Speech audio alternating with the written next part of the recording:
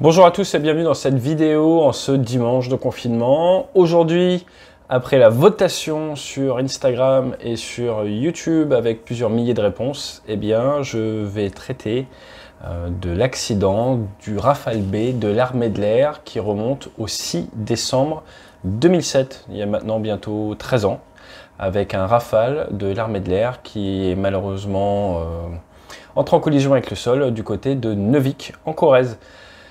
Allez, c'est parti. N'hésitez pas à suivre la chaîne. Dans la semaine prochaine, eh bien, attendez-vous à des thématiques comme le rôle de l'équipier, des choses comme ça. Mais avant tout, jingle. Un compte-rendu du 11 décembre 2008. On est un peu plus de 1 an après l'accident. Le nom du compte-rendu qui est déclassifié, qui est disponible sur Internet.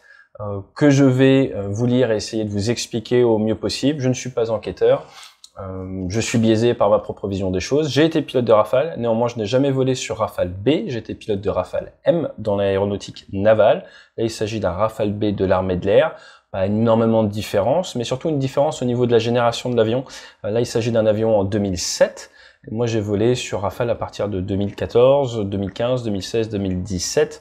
Donc une génération, un standard, comme on dit, d'aéronefs légèrement différent, avec un avionique légèrement différent également. Allez, donc c'est parti. Le 6 décembre 2007, sur la commune de Neuvic, en Corrèze, le Rafale B immatriculé FUHHL, que l'on prononce Fox Uniforme Hôtel Lima, immatriculation que l'on n'utilise jamais en tant que militaire. Nous avons toujours des indicatifs tactiques. Donc moi, il m'est jamais arrivé dans un avion d'État de dire Fox Hôtel Lima, par exemple comme un avion civil. Non, on va utiliser des noms de code. Donc qui appartient à l'armée de l'air, à l'escadron le 1-7 Provence, qui était avant sur Jaguar, après qui est passé sur une sorte de mix Alpha Jet et Rafale. J'ai eu la chance de voler sur Alpha Jet au Provence, c'était en 2007 justement, eh bien un peu de temps avant l'accident. Et donc avertissement, donc il vous explique un petit peu tout ça. Donc ces derniers temps, nous avons pas mal parlé des accidents américains. Là, vous voyez qu'on est sur une échelle de temps beaucoup plus longue par rapport aux États-Unis. Donc c'est vraiment un compte rendu quasi final, qui est donc release, comme on dit, qui est donné au public et diffusé dans les forces. Donc en résumé, c'est le Rafale numéro 316. Qui partait faire une mission d'entraînement au combat RR. Une seule personne à bord, même si c'est un biplace avec 2 places possibles. L'avion de l'équipier d'une patrouille légère. Patrouille légère, ça veut dire 2 avions. Patrouille simple, c'est 4 avions. Impacte le sol au cours d'une mission d'entraînement au combat RR. Combat RR, vous êtes en altitude et vous allez simuler des tirs de missiles moyenne ou longue portée. Donc c'est ce qu'on appelle également du BVR, Beyond Visual Range, au-delà de la portée visuelle. Donc là, dans ce cas-là, c'était 2 contre 2, 2 gentils contre 2 méchants, et les avions, l'avion qui s'est écrasé était le numéro 2 de la patrouille des méchants. Vous aviez 2 aéronefs, deux patrouilles de 2, on va dire les bleus, les gentils. La mission était au profit de l'équipier des gentils, et vous aviez les rouges. Là, c'est l'équipier des rouges qui est malheureusement accidenté, qui est décédé. Si vous réfléchissez, si vous repensez à la vidéo du F-35 qui a eu un souci, eh bien c'est la même chose, une 2 contre 2, sauf que c'était le leader des bleus qui s'est éjecté. Là, c'est l'équipier des rouges. Dans une enquête technique, il y a énormément de personnes, y compris un officier parachutiste d'essai. Pourquoi? Pour toute la partie siège éjectable notamment. Beaucoup d'experts, beaucoup donc voilà, d'Assaut Aviation, Thales, toutes ces choses-là. Déroulement de la mission. Donc indicatif, rasoir Fox, rasoir qui était l'indicatif pour le 1-7, Fox qui est la lettre dans l'alphabet. Dans la marine, c'est généralement fonction de votre ancienneté, de l'ancienneté du leader dans l'unité. Type de vol, cam alpha. La cam alpha, ça n'existe plus. Cam, c'est circulation aérienne militaire. Maintenant, je pense que ça serait de la circulation aérienne militaire tactique, ce qu'on appelle de la cam tango. Type de mission, sweep 2. Sweep, c'est balayer. Il y a 2 types de missions vraiment dans les RR. La sweep, je rentre en territoire ennemi avec mon balai, je balaye les adversaires et je permets à mes alliés de rentrer. Donc on rentre, c'est offensif. Ou vous avez la CAP, combat air patrol, qui elle est défensive, vous protégez un territoire. Donc dans ce cas-là, les bleus, les gentils devaient protéger un territoire qui était attaqué par les rouges, les méchants, qui faisaient une mission de sweep, donc ils devaient rentrer et balayer la CAP. Décolle de la base aérienne 113 de Saint-Dizier, à 16h26. Donc la patrouille de Rafale font une mission d'entraînement de nuit au combat de type Sweep 2 versus Cap 2. Petit point intéressant, lors des départs 16-26, je ne sais pas si c'est local ou UTC. C'est une information qui manque. Juste pour information, hein, nous sommes sur un compte rendu qui a plus de 12 ans et personnellement, je trouve que les comptes rendus récents sont beaucoup plus denses que les comptes rendus de cette génération-là. C'est normal, au fur et à mesure, ils se sont améliorés. Mais là, typiquement, voilà, à première vue, je ne sais pas honnêtement vous dire. C'est peut-être marqué ailleurs. Je l'ai lu hein, pour préparer la vidéo, mais je ne saurais pas vous dire. Petite info, vous allez me dire, en décembre, il n'y a qu'une heure d'écart entre l'UTC et le local, donc c'est pas énorme. Mais c'est vrai qu'on parle d'un vol de nuit. Mais là, on va voir si on trouve l'heure de coucher de soleil. Pour information, la nuit aéronautique n'est pas l'heure de coucher de soleil. Quand le soleil se couche sous nos latitudes, eh bien, il faut attendre 30 minutes avant qu'on commence officiellement la nuit aéronautique. En tant que pilote de ligne, vous êtes payé différemment lors de la nuit que du jour. Du côté, par exemple, des Antilles, proche de l'équateur, ce n'est pas 30 minutes, mais un quart d'heure après. Le soleil, la nuit tombe plus vite. Donc, si vous allez faire de la randonnée dans les Antilles, attention, vous serez peut-être surpris par la nuit plus rapidement. Autre petit point, quand il fait nuit au sol, si vous montez en altitude, vous avez peut-être souvent vu, même regarder au prochain coucher de soleil, vous regardez dans le ciel et vous voyez les avions éclairés, et bien pour ces pilotes-là, ils voient encore le soleil, donc il ne fait pas de nuit dans leur cockpit. On peut être jusqu'à 15 km d'altitude, si vous réfléchissez en termes d'angle, et bien alors qu'au sol il fait nuit, vous dans l'avion il ne fait pas nuit, donc il fait nuit encore plus tard, plus vous montez haut. Ce qui vous permet aussi de remonter le soleil. Vous décollez d'une base juste après le coucher du soleil, il fait donc nuit, vous ne voyez plus le soleil, vous montez là avec l'avion et là vous remontez le soleil, vous revoyez le soleil qui après se recouchera. C'est assez sympa. Vous pouvez même le faire plusieurs fois pendant un vol sur une phase tactique, vous montez, vous descendez, vous montez, vous descendez et ça fait ça. Nuit, jour, nuit, jour, nuit. Voilà, bon on va mettre quand même petit peu d'humour, même si le sujet traité est très grave et très triste, mais voilà, ça passe mieux avec un peu d'humour. Ok,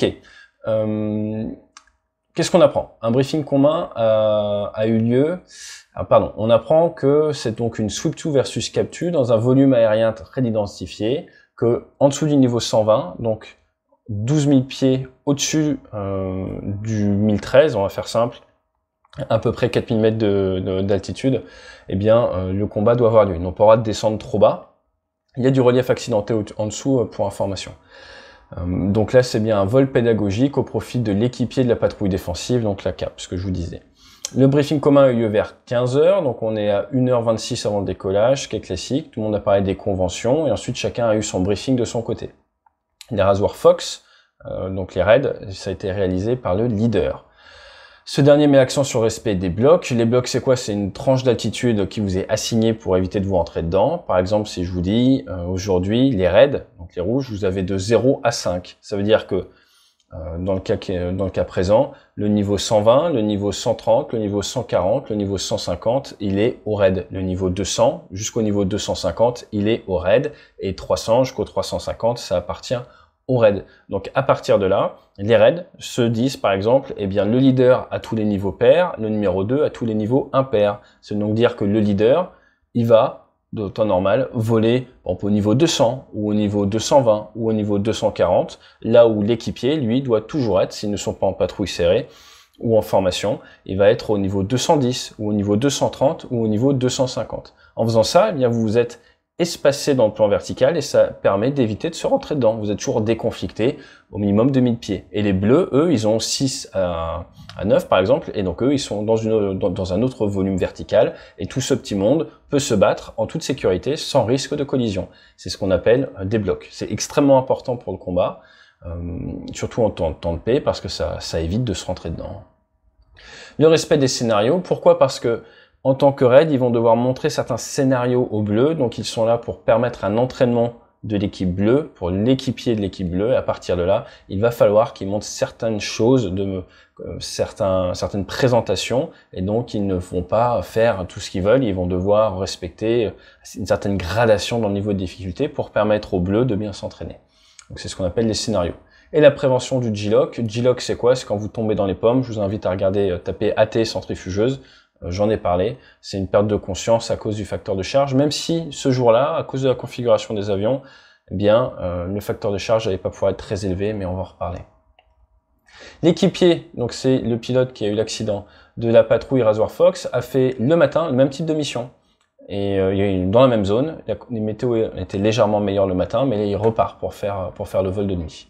L'avion est un biplace avec 2 réservoirs pendulaires largables RPL 741 et des lance-bombes triples vides au point d'emport. Ça veut dire quoi? C'est-à-dire qu'en fait, c'est un avion qui est plutôt dans une configuration air-sol et qui va pas pouvoir manœuvrer très fort, qui va être limité à 5,5 G, grand maximum 6,5 G, là où le Rafale peut aller à 9 voire plus G. Pareil, en termes de roulis, il va être limité également. Il n'aura pas les 270 degrés de taux de roulis possible, il aura un petit peu moins. C'est à cause de l'emport, des bidons et de ce qu'on appelle des frigos, des tribombes en dessous. Très bien. Les avions démarrent ensemble, aucun problème, ça roule et tout le monde part vers la zone. On va dire, comme Bravo, pareil, ça n'existe plus maintenant. Mais ce qu'on appelle la circulation aérienne militaire India. Donc c'est l'équivalent de l'IFR, donc ils sont en contrôle avec des contrôleurs aériens militaires qui leur permettent de rejoindre la zone en haute altitude en faisant du slalom entre les avions de ligne tout en respectant des distances sans aucun souci. Très bien, reconstitution de la partie significative de la trajectoire de vol. L'activité dans la zone de travail débute 40 minutes après le décollage sous le contrôle du CDC, du centre de contrôle de Mont-de-Marsan. Tout s'enchaîne comme prévu. À 17h20, les avions de la patrouille Rasoir Fox occupent la même position géographique, mais avec un étagement vertical. Ça veut dire quoi? Ils sont sur le même point, mais l'un au-dessus de l'autre, en miroir, comme ça. Ce qui est d'ailleurs une présentation intéressante. Pourquoi c'est intéressant d'avoir les 2 avions au même endroit en miroir? Parce que ça force un travail radar des adversaires. Et c'est un peu plus dur à définir. Il va falloir dire qui regarde en haut, qui s'occupe de l'avion d'en haut, qui s'occupe de l'avion d'en bas. Donc le leader est à 29 000 pieds, donc assez haut, là où l'équipier, qui va avoir un accident, est en bas, à 12 000 pieds, au plancher de la zone. Il n'a pas le droit de descendre plus bas. Si la zone l'autorisait à descendre plus bas, je pense qu'il serait descendu plus bas. L'idée, c'est de présenter un miroir. Pourquoi? Parce qu'on veut attirer le regard du radar sur celui d'en haut et personne ne voit celui d'en bas. C'est un petit peu ça l'idée. À 10h23, dans le but d'effectuer un tir fictif de missile, l'équipier, qui est au cap 220, monte à 17 000 pieds, avant de redescendre. Alors pourquoi il fait ça?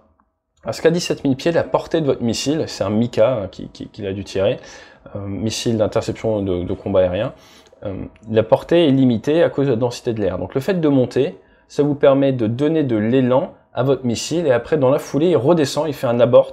Donc ça lui permet de redescendre, de faire demi-tour. Et s'il a été targeté, comme on dit, s'il s'est fait tirer dessus, le fait qu'il fasse une manœuvre de dérobade, si on peut dire, eh bien, ça va le prémunir d'un tir adverse. J'expliquerai tout ça un petit peu un jour dans la géométrie RR pure, mais là, c'est un petit peu compliqué. Pour faire simple, il est monté pour donner de l'élan à son missile, et dans la foulée, il est redescendu pour éviter de se prendre un missile au cas où quelqu'un lui est tiré dessus. Donc, il décide de redescendre, il fait son abort, et à ce moment-là, son leader lui donne l'ordre d'engager un avion. Donc lui, il dit, bien, j'ai déjà commencé mon abort, donc je vais faire un 360 degrés pour me représenter et pouvoir attaquer l'avion que tu m'as dit. À ce moment-là, son leader, sûrement dans une volonté de faire simple, lui dit, non, c'est bon, va-t'en, fais cold, va à l'opposé de la menace, finis ton abort. Il a voulu lui alléger sa charge de travail. Clairement, là, la décision du leader visait à rendre la vie plus facile pour son équipier. Et donc à ce moment-là, l'équipier remet les ailes à plat et il va y avoir une séquence d'événements dont nous allons reparler qui l'amène au crash. Donc au niveau de la trajectoire, ça donne ça. On a les 2 avions qui sont en miroir, on a l'équipier qui monte, qui tire, qui part dans son abort, donc vous voyez, il était à 18 000 pieds, après il commence à redescendre, ça commence à redescendre, ça descend, et là on lui dit, bah reviens pour attaquer, en fait non, bah continue à t'éloigner. Il finit sa figure, son demi-tour, son retournement. Là, il a les soucis qu'on va traiter en détail dans quelques minutes, et il impacte juste là. Donc tout ça, ça va très très vite. Hein. On est dans 1 minute entre le moment où le leader ordonne l'attaque là et la collision avec le sol. 1 minute 01. Donc ça va très très très vite. Donc de nuit. Collision mortelle, l'avion est détruit. Le commandant de bord a 34 ans. Affecté au 1-7 Provence, cellule exercice et manœuvre, il est chef de patrouille, sorti de l'école en 98 de l'école de chasse de Tours, Derrière, il a fait CASO. Ensuite, il a fait du Mirage 2000N, donc du biplace, basse altitude, plutôt attaque au sol. Et il est également qualifié contrôle aérien avancé, et je crois qu'il avait d'ailleurs participé plusieurs fois à des opérations en Afghanistan au sol. Donc un cadre de très bonne réputation dans l'institution, que je n'ai pas eu la chance de côtoyer, mais qui avait une très bonne réputation. 1720 heures de vol, 114 sur Rafale, ce qui n'est pas énorme. Néanmoins, il était en transition, en transformation, je crois. C'est pour ça qu'il était équipier, et c'est pour ça qu'il faisait beaucoup d'RR, parce qu'il fallait qu'il apprenne le métier d'RR, puisqu'il arrivait notamment du 2000N. Grosse interruption, on va dire, de vol. C'est vrai que je crois, je suis pas sûr à 200%, mais je crois qu'il revenait d'un déploiement justement en Afghanistan au sol. Donc il n'a pas une énorme activité dans le semestre écoulé, justement à cause de ça.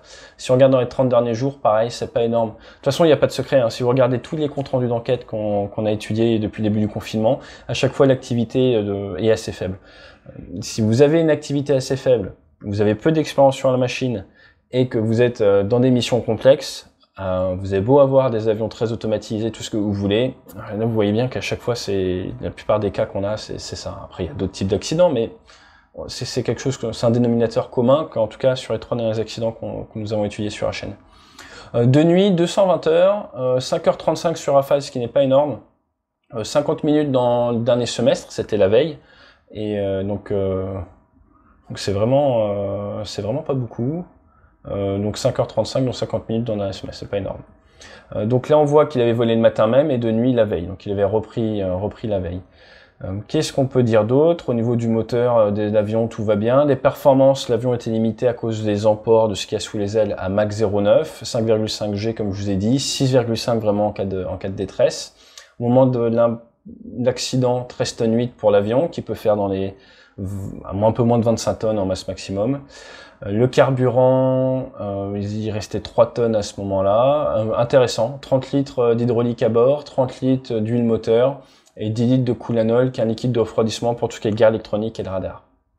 Conditions météo, pour faire simple, maintenant on a changé les appellations, donc en gros on serait sur une couche entre 500 et 1000 pieds, une autre couche vers les 3-4 000 pieds, une quasi-couche entre 12 000 et 16 000 pieds, et ensuite, pareil, une quasi-couche au niveau des 23 000 pieds. Donc différentes couches, 4 couches quasi de nuages, avec au sol de la pluie et de la bruine faible et moins de 5 km de visi. Sur les lieux de l'impact, les hélicoptères de secours n'ont pas pu venir tellement il faisait mauvais. En altitude, on a du vent, rien d'extraordinaire, et au sol également un petit peu. Une température bonne au sol, il fait 9 degrés. Rien de particulier là-dessus. Il y a des enregistreurs à bord du Rafale. Au niveau de la zone, ce qu'on voit, c'est ça. Et j'ai envie de dire, les habitations derrière, c'est bien que c'est tapé avant. Voilà. Qu'est-ce qu'on peut dire d'autre? Là, il n'y a vraiment pas grand-chose à dire. Vous voyez, Rafale, ça donne ça. D'un point de vue médical, le pilote avait aucun souci. Ils n'ont pas réussi à dire s'il y a eu une tentative d'éjection au dernier moment ou pas. Au niveau de l'organisation des secours, quasiment de suite, le centre de contrôle a annoncé qu'il y avait un souci. Ils n'ont pas reçu d'IFF Emergency en détresse, 7700, qui fait également une alarme au niveau du centre de contrôle. Ils ont vu qu'il y a eu un piquet de franc de l'appareil. Ils ont d'abord décidé de laisser les avions, les collègues sur place, de manière à voir s'il y avait un contact radio. Les pilotes nous volons avec une radio de secours. Il n'y a rien eu au bout d'un moment, donc les avions sont rentrés. Et tout le dispositif de recherche s'est mis en place. Le pilote a été officiellement retrouvé le lendemain matin. Le corps du pilote est découvert le lendemain à 8h37. Donc pourquoi c'est important? Parce que tant que le corps du pilote n'est pas retrouvé, ou le pilote n'est pas retrouvé, forcément on essaie de rechercher un survivant. Voilà ce qu'on peut dire là-dessus. Maintenant on va rentrer un peu plus dans l'analyse, forcément. Donc, ce qui est très intéressant de voir, c'est qu'ils nous ont pas mis exactement les communications. Et à chaque fois, ils ont essayé d'expliquer un petit peu les communications. Je pense que c'est à cause du langage tactique, qui est une langue en soi. Ils ont peut-être pas voulu dire exactement quelles étaient les communications. Donc, ils nous les ont un petit peu expliquées pour nous les rendre compréhensibles. Et pour faire simple, c'est ce qu'on a dit tout à l'heure. Donc, un ordre, comme on dit, de targeting. Ensuite, c'est attaque-le. Ah bah je fais un 360. Et ben en fait non, on reste cold, comme on dit, va-t'en. Et à ce moment-là, eh bien ça pose un souci. Dernier contact radar juste après. Donc recherche des causes de la collision avec le sol. Forcément, donc ils ont creusé d'un point de vue environnemental, manœuvrabilité de l'avion et facteur humain. Environnemental, ils se sont rendus compte que il y a le crépuscule, il y a tout ça, mais qu'une cause environnementale n'était sûrement pas l'objet. Maintenant, c'est sûr, s'il avait fait grand beau et de jour, il y a de grandes chances que cet accident n'ait jamais eu lieu. Hein. Je pense que tout le monde est d'accord là-dessus. Hypothèse relative à la manœuvre de l'avion. L'avion marchait bien. Il y a apparemment eu aucune perte de manœuvre de la part de l'avion, aucun souci de commande de vol, aucune chose comme ça. Donc l'avion fonctionnait bien. Là c'est très intéressant. Analyse des 21 dernières secondes du vol. Allez, au terme du virage à droite. Donc ça vire à droite. Le pilote renverse l'inclinaison de l'avion de façon excessive par la gauche. Hop. Et se retrouve en position 3/4 d'eau en maintenant le facteur de charge, ce qui place l'avion à moins 35 degrés. Paf. Le pilote ne semble pas détecter ce piqué immédiatement. Il est possible que son attention soit focalisée sur autre chose à ce moment-là. Ok. Au cours du tonneau, le pilote semble percevoir l'anomalie d'altitude et il va faire des actions alternatives à piquer à la manette des gaz et à la commande de profondeur. Donc c'est après en fait il se retrouve 3/4 d'eau et il croit en fait apparemment que le 3/4 d'eau c'est les ailes à plat. C'est lié à des illusions sensorielles et notamment à la force de Coriolis. Donc ça c'est assez intéressant. Donc en résumé, hein, c'est je vire, je me rends pas compte, je me retrouve 3/4 d'eau et là je m'attendais à être les ailes à plat, je ne comprends pas quelle est ma nouvelle situation, je tente de remettre les plats, les ailes à plat par le plus court chemin, oui c'est là, non c'est pas là, ah si en fait c'est là, maintenant je suis sûr, je fais ma réaction, c'est trop tard. En résumé c'est ça. Maintenant pour vous donner une idée, ça paraît très court hein, sur la timeline, de la vitesse à laquelle un avion de chasse en piqué à 35 degrés se rapproche du sol, eh bien je vous propose de regarder ça.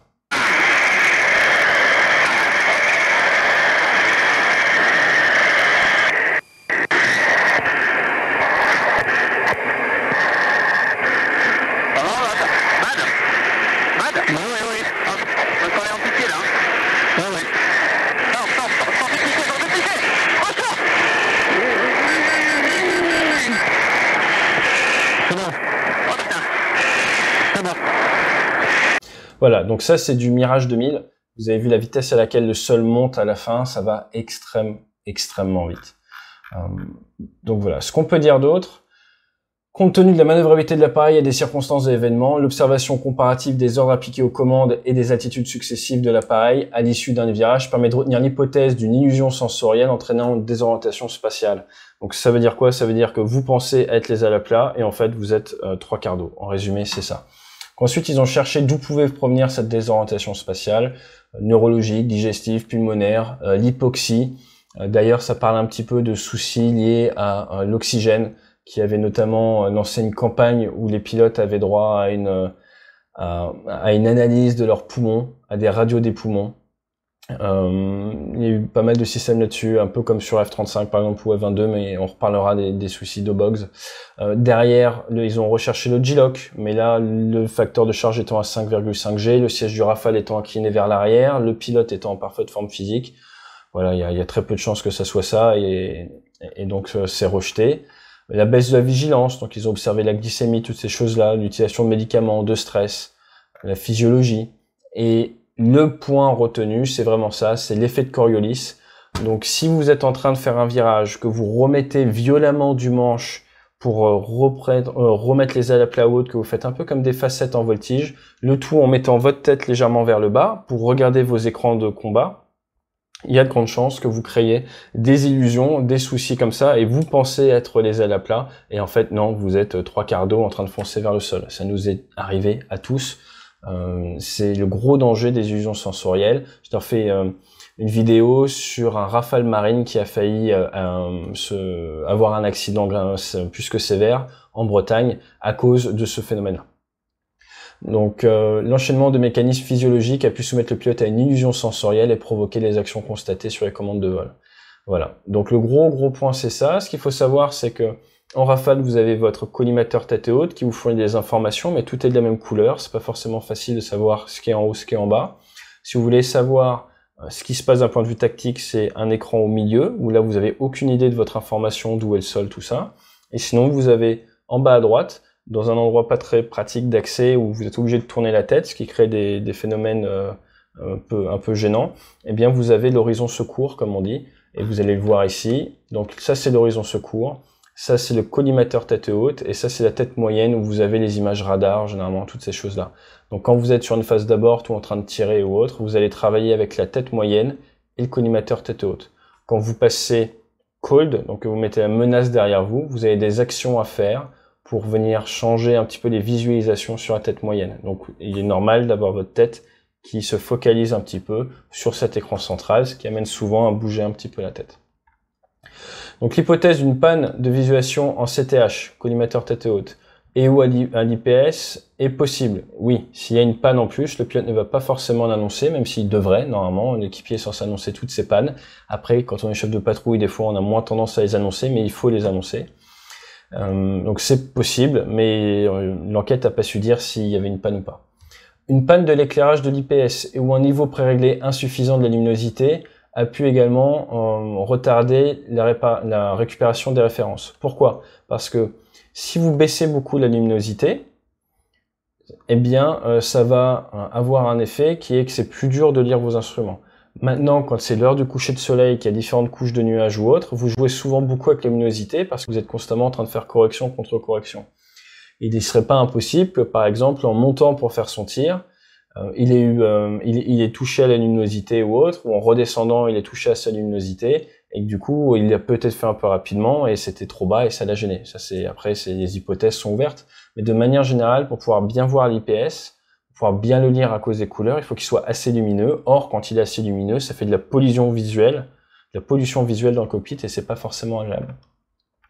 Donc voilà, donc là, c'est vraiment des hypothèses, mais on ne sait pas. L'autre point possible, c'est un abaissement intempestif de la visière. Et oui, si votre visière teintée, nous avons deux visières sur nos casques galets, une visière transparente et une visière teintée. La visière teintée, les visières sont faites pour s'abaisser en cas de facteur de charge. En cas d'éjection, les visières vont se baisser pour vous protéger les yeux. À cette époque-là, elles avaient tendance à se baisser un peu de manière intempestive. Donc si vous avez la visière qui vient se mettre, vous avez plus de mal à voir vos instruments et du coup, c'est beaucoup plus dur de retrouver où est le haut, où est le bas. Donc vous voyez, ils vont vraiment très loin à rechercher différentes possibilités. Derrière, le pilote automatique n'était pas utilisé. Et là, 3 points intéressants qui remontent au fait qu'on est sur le début du secteur Rafale dans l'armée de l'air. Il n'y a pas encore beaucoup de ce qu'on appelle les SOP, Standard Operating Procedures. Donc il y a des systèmes informatiques à bord, mais leur utilisation n'est pas encore encadrée par des textes de loi. On a, dans ce cas-là, 3 systèmes qui peuvent aider le pilote. La fonction protection sol. La protection sol, c'est un système qui est censé vous aider à ne pas rentrer dans le sol et vous faire une alerte et vous mettre une flèche pour vous dire par où aller si vous avez une trajectoire qui va percuter le sol. Un peu comme une sorte de GPWRS là, si vous êtes dans le civil. Ground Proximity Warning System. Donc le standard utilisé, qui est le F2-2, moi j'ai pas volé sur cette version-là, je fais du F3. Donc elle avait cette fonction, mais elle n'était pas activée. Moi, quand j'étais en unité, dans la marine, c'est texte différent, il fallait voler avec cette fonction allumée. Si vous ne voliez pas avec cette fonction allumée, c'était une faute. À cette époque-là, dans l'armée de l'air, il n'y avait pas de texte qui encadrait son utilisation. L'altitude de consigne, c'est vous réglez une altitude et au moment où vous la franchissez, ça vient faire une alarme. Donc ça, pareil, même chose, vous êtes censé la régler de nos jours, aussi grâce au Lessons Learned de cet accident. À cette époque-là, il n'y avait pas de cadre qui définissait ça. Donc le fait de ne pas les utiliser, il a le droit. Il n'y a aucun souci par rapport à ça. La hauteur de garde, c'est au niveau de la radiosonde. La radiosonde, elle marche jusqu'à 10 000 pieds. Par contre, pour pouvoir fonctionner, il faut que votre inclinaison ne soit pas trop forte. C'est pour ça qu'il précise que la radiosonde qui là était réglée à 0, voilà. Alors généralement on vole pas avec la radiosonde à 0, mais là elle était réglée à 0. Elle va sonner si vous vous rapprochez du sol. Et bien dans ce cas-là, de toute façon, même s'il avait bien réglé sa radiosonde, vu l'inclinaison de l'avion, ça n'aurait pas pu s'aider que ça.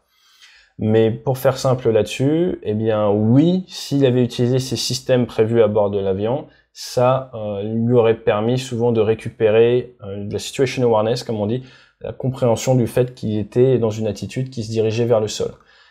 Encore une fois, c'était le début du Rafale. De nos jours, nous utilisons ces systèmes-là et c'est obligatoire de les régler pour pouvoir faire le vol. Nous allons même plus loin. Normalement, de nuit, quand vous faites du combat, les virages doivent se faire dans le plan. Bon, après, quand vous allez plus loin dans le combat, des fois, on peut pas. Mais de manière générale, en tout cas, quand on apprend, quelqu'un a cette expérience-là, maintenant, de nos jours, eh bien, n'a pas le droit de faire des abortes de nuit comme ça, avec ce niveau-là d'expérience sur la machine. On y va progressivement. Tout ça, l'apprentissage justement suite à cet accident et d'autres.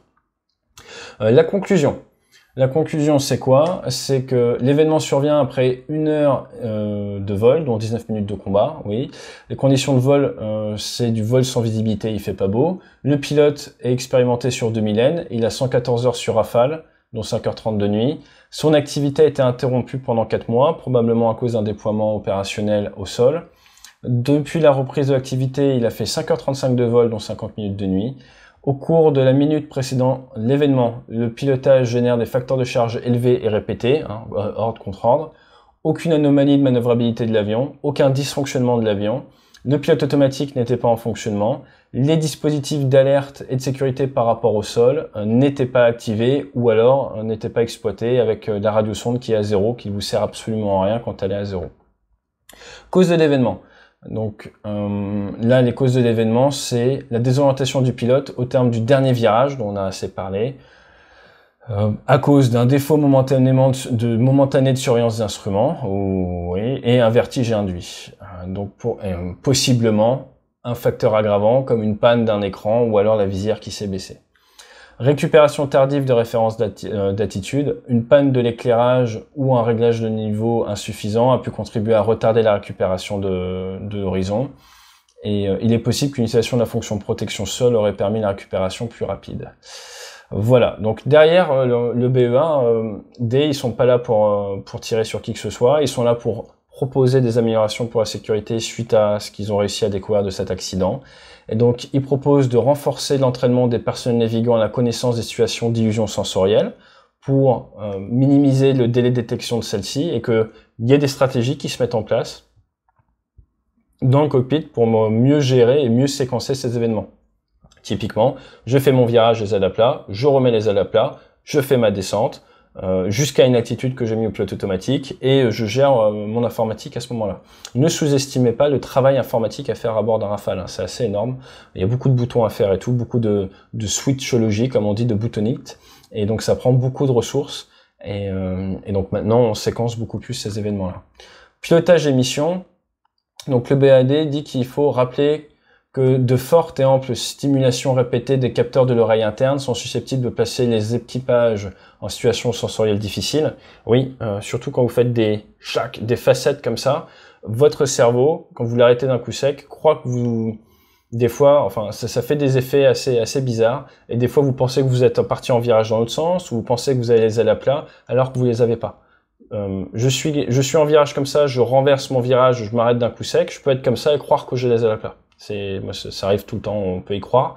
Et vous faites disparaître cette sensation si vous regardez vos instruments à ce moment-là. Si vous ne regardez pas vos instruments à ce moment-là, eh bien, vous allez croire que vous les ailes à plat, c'est ça. Et c'est comme ça qu'après, il y a des accidents. Donc, il faut faire très très attention à l'oreille interne. Également de prendre en compte les contraintes inhérentes à l'adaptation sur un nouvel aéronef, des équipages qui ont déjà de l'expérience à côté. Pourquoi? Parce que voilà, on a tendance à aller assez vite dans la tactique ou autre, et il faut pas sous-estimer le temps d'adaptation sur une nouvelle machine, surtout autour des bases. On a toujours tendance à vouloir aller dans la tactique, il faut bien maîtriser les bases, bien maîtriser où sont les instruments, se dire c'est pas parce que j'ai de l'expérience, il faut bien que je séquence tout ça. Ensuite, ils le disent, et ça c'est assez vrai et très logique, d'éviter d'interrompre l'activité aérienne pendant une phase d'apprentissage sur un nouvel avion. Ben oui. Vous avez 70 heures d'expérience sur un Rafale, maintenant vous partez 4 mois au sol en Afghanistan, quand vous allez revenir, vous avez tous vos réflexes de pilote de 2000 N, même si là c'était pas vraiment apparemment un problème, ça a sûrement joué d'une manière ou d'une autre. L'autre point, c'est que le BA recommande de mieux former les gens au pilotage d'instruments secours, mieux savoir reconnaître le noir en bas, le bleu en haut, hein, comme on dit, bien savoir tout de suite détecter où est le sol et où est le ciel pour pouvoir récupérer d'un piqué. Et également, il conseille de permettre de changer l'affichage de l'instrument secours, de le mettre sur les autres écrans. C'est effectivement pas bête. Ensuite, il recommande également à la marine et à l'armée de l'air de régir avec des conditions d'emploi tout ce qui est dispositif d'alerte par rapport au sol ou la mer de l'avion Rafale. Donc c'est bien, on a ces technologies qu'on n'avait pas forcément sur les autres avions. Comment est-ce qu'on doit les employer? Il faut qu'on mette un cadre structurel autour de ça. Et à l'époque, j'ai bien à l'époque, c'était pas le cas. Maintenant c'est le cas. Voilà, et maintenant le BEA recommande d'équiper le Rafale d'un dispositif automatique permettant au pilote d'ordonner le retour au vol horizontal depuis n'importe quelle situation se situant dans le domaine de vol. Point très intéressant. Maintenant, si vous êtes 3/4 d'eau, vous comprenez plus rien de ce qui se passe, il y a un bouton qui s'appelle le bouton Recovery, et l'avion va remettre les ailes à plat et vous sauver. Sauf si vous avez le train sorti. Et oui, c'est la lesson learned d'un autre compte rendu d'enquête que j'ai fait avec le Rafale Marine, où ils avaient besoin, même situation, besoin de récupérer. Or, le bouton Recovery était inhibé parce que le train était sorti. Ça veut dire que les ingénieurs qui ont travaillé sur le sujet, ils ont mal lu la dernière ligne, là, permettant au pilote d'ordonner le retour en vol horizontal depuis n'importe quelle position se situant dans le domaine de vol. Le domaine de vol, train rentré ou train sorti. Bon, je vous rassure, maintenant c'est corrigé. Mais vous voyez, il faut faire très très attention aux petits détails. On a failli perdre un autre Rafale à cause de ça. Voilà. Un enregistreur de conversation, c'est vrai qu'il n'y en avait pas, c'est une bonne chose. Donc voilà, donc en résumé, qu'est-ce qu'on peut dire? C'est très triste. Néanmoins, et ça c'est le point plus positif, il y a rarement des accidents de Rafale. Dans l'armée de l'air, c'est le seul accident, il faut toucher du bois, à l'heure actuelle avec mort du pilote. Donc c'est un avion quand même qui vole depuis bientôt 2 décennies et il y a très très peu d'accidents avec cet aéronef-là. Petit point très intéressant, c'est qu'on a un nouvel avion qui arrive dans la flotte, on a des pilotes qui sont transformés dessus, qui doivent apprendre à maîtriser la machine, et d'un point de vue texte, doctrine, utilisation, on est entre pilotes expérimentés, on ne va pas se précipiter à essayer d'encadrer l'utilisation de tous les systèmes. Chacun va essayer de trouver la meilleure manière de faire, et pendant ce laps de temps, eh bien, on n'a rien de gravé dans la roche, si je puis dire, ce qui fait que vous avez des personnels qui ont une centaine d'heures sur la machine, qui veulent avec la radiosonde à zéro, et sans utiliser les aides comme il pourrait. Donc moi je viens du super étendard, on n'avait pas beaucoup d'aide, tout ça. J'étais pas forcément de l'école ou comme on peut dire des enfants de la télé ou ont besoin d'être assistés. Néanmoins, c'est pas vraiment le temps que ça prend. Une fois que vous êtes bien mécanisé, vous réglez vos altitudes, les choses qui vont bien et ça peut vous sauver la vie derrière. Donc à partir du moment où les ingénieurs vous ont créé un système qui peut vous aider, c'est toujours une bonne chose de bien les maîtriser et de pousser vos équipiers à les utiliser également parce que dans certains cas, ça peut sauver des vies. Donc là, encore une fois, et c'est pour ça qu'il y a l'accident, on est dans ces phases de transition avec des cas d'alignement des plaques de Reason, des phases vraiment non nominales. Et c'est ce qui conduit à ce drame. Drame qui a été amplement étudié par toute la communauté et qui a permis de faire évoluer la sécurité, comme je disais, dans le bon sens.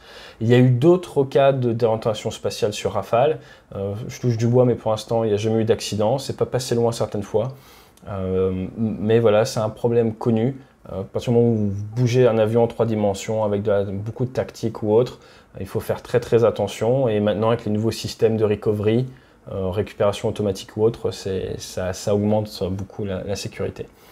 J'espère que cette vidéo vous a plu. Je vous laisse creuser le compte rendu si vous voulez en savoir plus. Et je vous dis à très bientôt, excellent dimanche. Bon courage pour le confinement. Et là, ça fait plusieurs enquêtes avec des accidents un peu plus que tristes d'affilée. Je vais essayer de prendre des thèmes un peu plus légers pour la semaine prochaine. Donc on va traiter des sujets un peu plus sympas quand même. Allez, excellente fin de week-end. À très bientôt et fly safe.